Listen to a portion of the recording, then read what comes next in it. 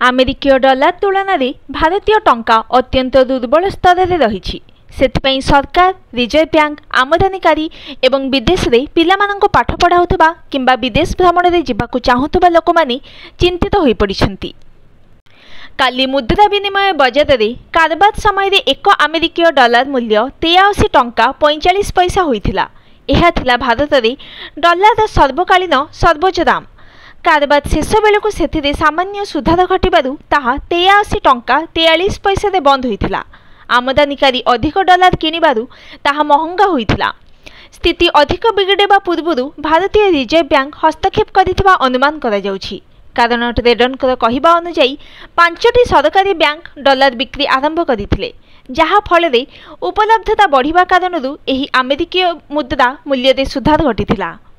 सेहीपरि सुना दर बजार who who होई बढ़ुची।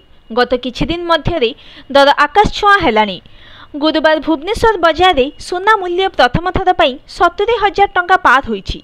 24 कैरेट सुनार मूल्य 10 ग्राम पिछा 70,470 टंका पहुंची। गतकाली तुलन में मूल्य 600 टंका बढ़ी जाइछि। सेहीभଳି गहना गांठी तैयारी हेउथबा 22 कैरेट सुना मूल्य गतकाली तुलन में 500 टंका वृद्धि पाई 64,600 टंका छुईछि।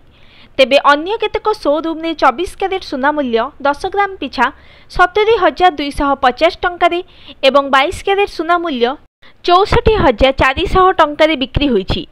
चलित एप्रिल मासर प्रथम 4 दिन में 24 कैरेट सुना दर 10 ग्राम पिछा 2290 टंका एवं 22 कैरेट सुना मूल्य 2100 टंका वृद्धि घटी। रूपा मूल्य मध्य किलोग्राम पिछा आज 1300 टंका वृद्धि घटी रेकर्ड 85,300 टंका पहुंची। Bureau report, news today.